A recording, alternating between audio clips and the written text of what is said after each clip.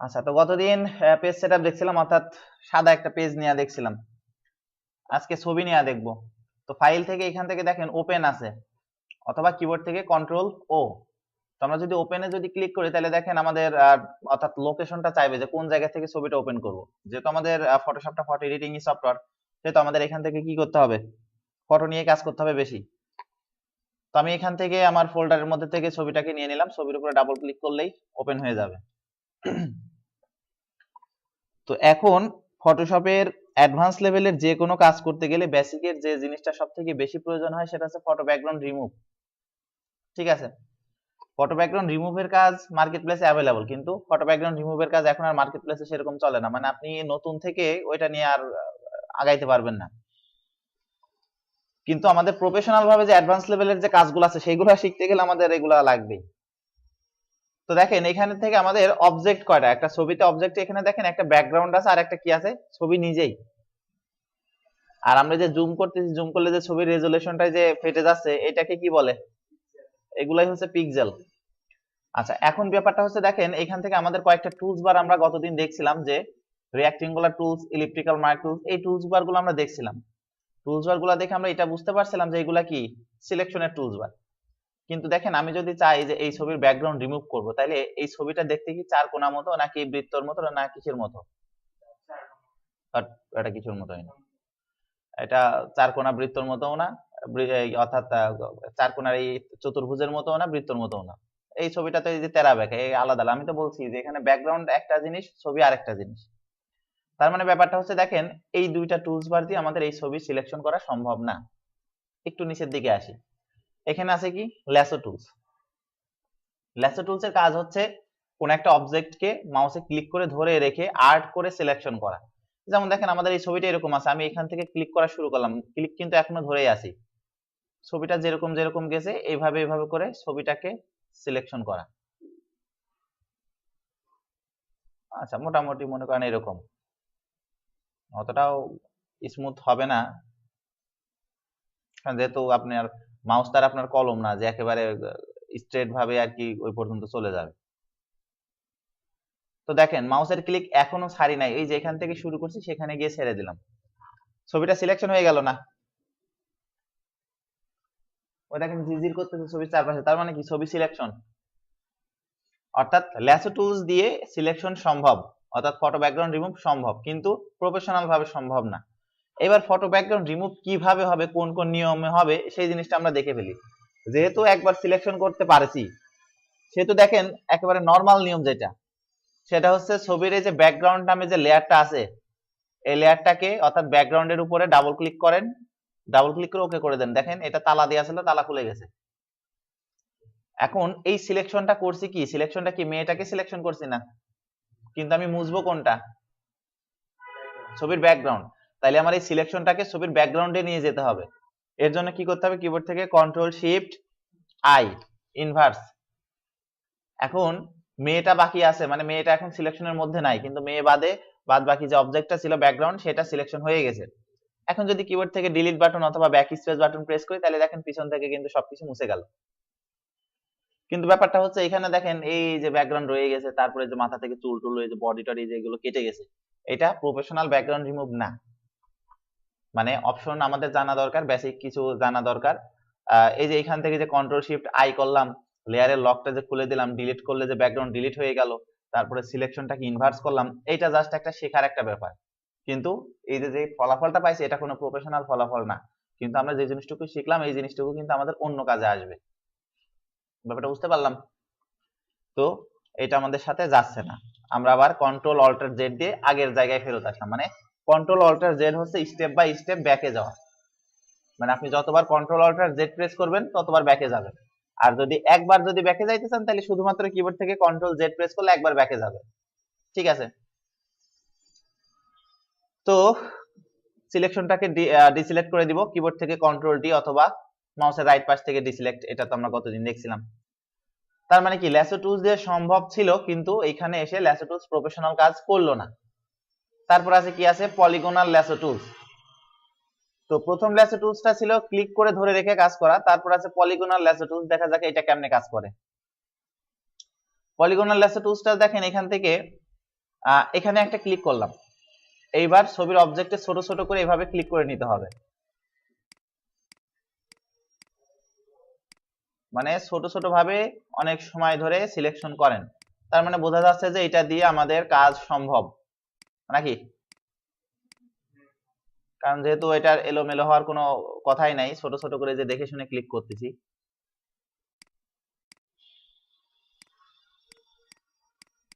আচ্ছা, তো আমি ধরে নিলাম এই পর্যন্তই আমার ব্যাকগ্রাউন্ড, মানে আমি এটা ধরে নিলাম, এত সিলেকশন করার সময় নেই।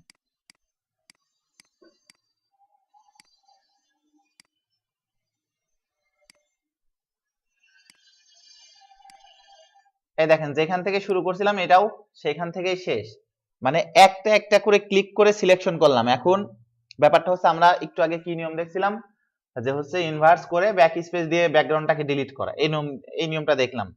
বাট এখন মনে করেন ওই নিয়মটা তো আমরা শিখে ফেলছি, এখন সিলেকশন করছি, সিলেকশন করার পরে লেয়ারের ঘরের দিকে দেখেন নিচের দিকে যে ক্যামেরার মতো একটা আইকন আছে, যেটাকে মাস্ক বলা হয়। এই দেখেন এখানে মাউস রাখলে এখানে নাম উঠে দিবে অ্যাড মাস্ক, বুঝছেন?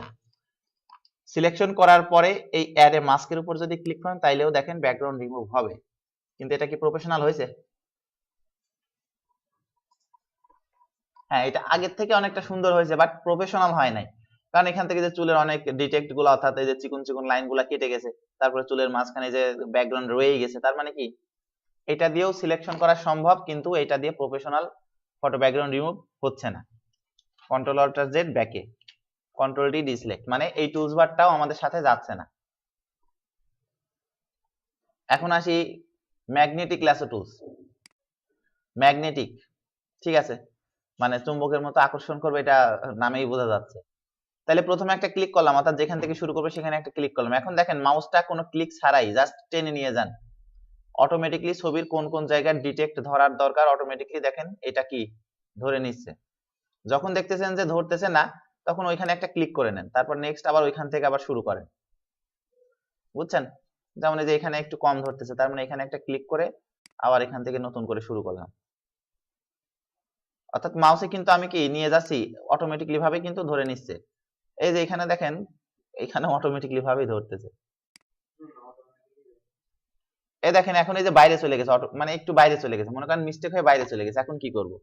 কিবোর্ড থেকে ডিলিট বাটন প্রেস করবেন, একটা করে ডিলিট বাটন প্রেস করবেন, ওই দেখেন একটা করে মাইনাসের দিকে আসতেছে, বুঝছেন?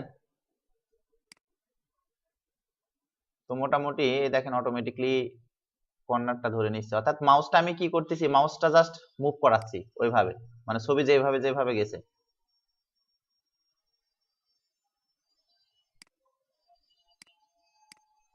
হ্যাঁ, এখন যেখান থেকে শুরু সেখানে গিয়ে শেষ, সিলেকশন হয়ে গেছে, দেখেন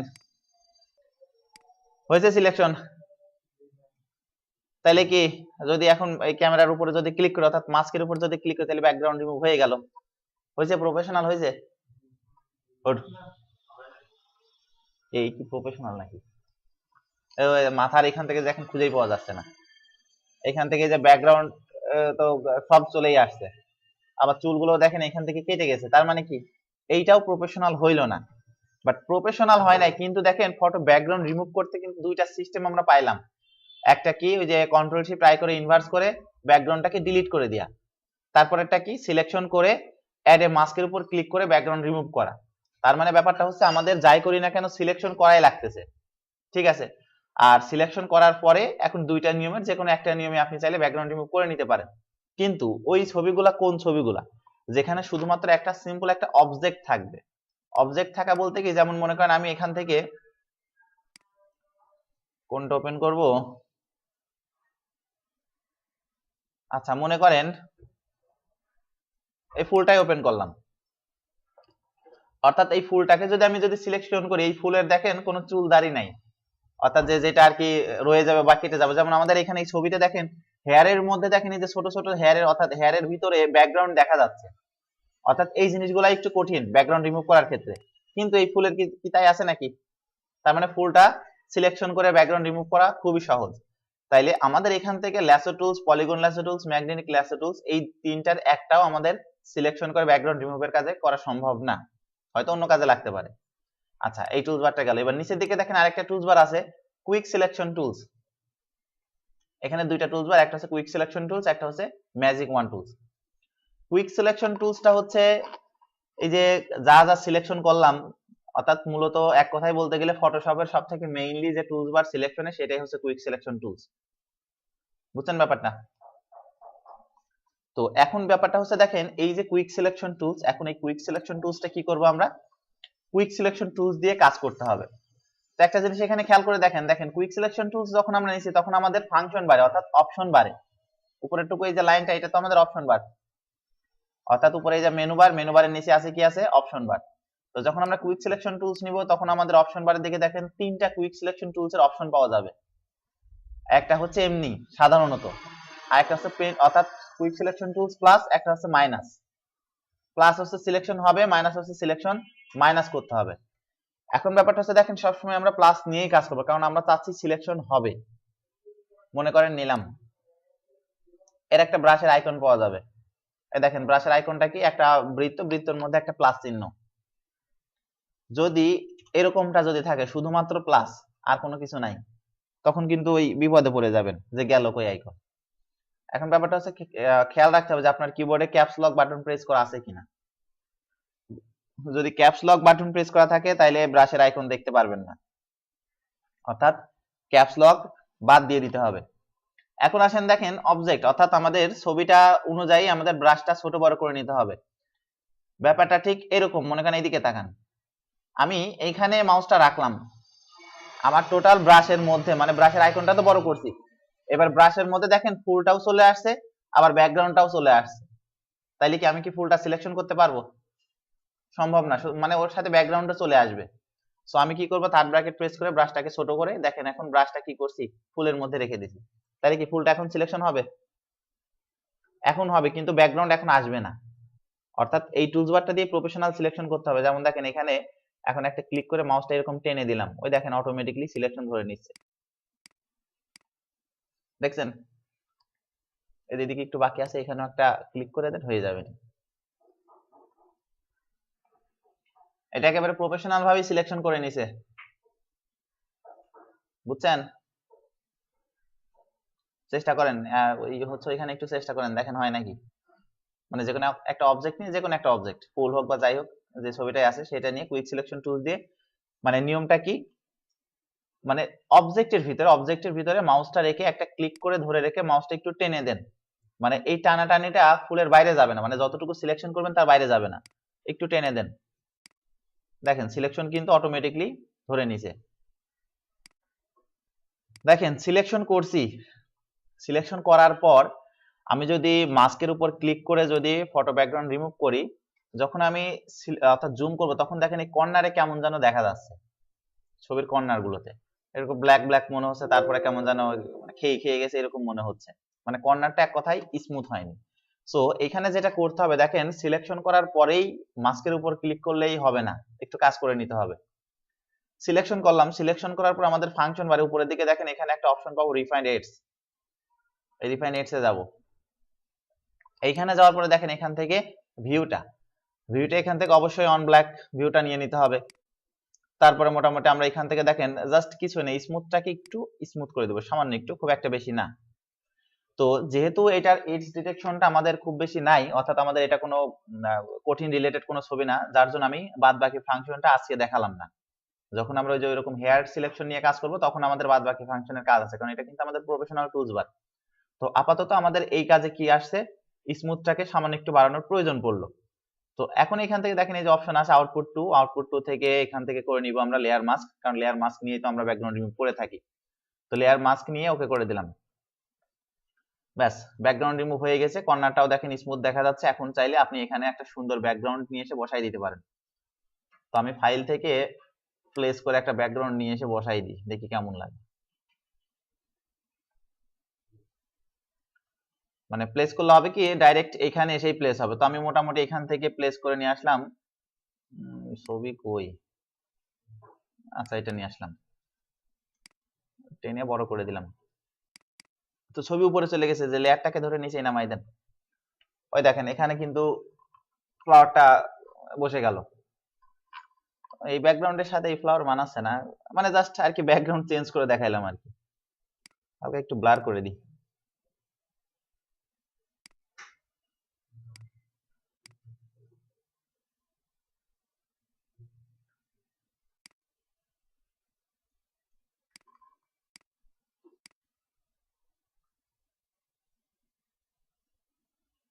দেখেন এখানে যদি ফ্লাওয়ারটা যদি সাইডে যদি রেখে দেন তাহলে কিন্তু পাবলিক বুঝবে যে ওই সাইডে ফুলের গাছ ছিল, শুধু ফুলটা আর কি ওই রকম ডিএসএলআর থেকে ছবি তোলা হয়েছে। বাট ব্যাপারটা কি সেরকম নাকি? ব্যাপারটা সেরকম বানাইতে হবে, মানে এতটা প্রফেশনাল বানাইতে হবে যাতে পাবলিক বুঝতে না পারে যে এখানে আপনি কি কাজ করছেন, বুঝছেন? তো এই হচ্ছে আমাদের কাজ। এখন ব্যাপারটা হচ্ছে কাজ হইলো, যাই হইলো হইলো, এখন যেটা বানাইছেন বা যেটা করছেন এটা তো সেভ দিতে হবে। কিবোর্ড থেকে কন্ট্রোল শিফট এস, প্রথমে একটা পিএইচডি ফাইলে সেভ দিতে হবে। আমি এখান থেকে লোকেশনটা বেছে নিলাম ডেস্কটপ, নাম আপনি দিয়ে দিন, যে কোনো একটা নাম দেন, এডিটিং দিলাম। এই দেখেন ফরম্যাটের ঘরে লেখাই আছে ফটোশপ পিএইচডি, অর্থাৎ ফটোশপ পিএইচডি ফরম্যাটে সেভ হবে, একটা সেভ দিয়ে নেন। তারপর আবার কন্ট্রোল সি প্রেস করে এখান থেকে নিয়ে নিব জেপিইজে, অর্থাৎ জেপিইজেটা যেটা আমাদের ভিউ করবে আর কি। পিএইচডি ফাইল ফটোশপ ছাড়া ভিউ হবে না, কারণ এটা সোর্স ফাইল, অর্থাৎ আপনি যে কাজ করছেন ওটা তার প্রমাণ। তো একটা পিএইচডি ফাইলে সেভ দিবেন, আর একটা কি জেপিইজে ফাইলে সেভ দিলাম। ওকে, তো আমরা যে কাজটা করলাম সেটা হচ্ছে এইটা।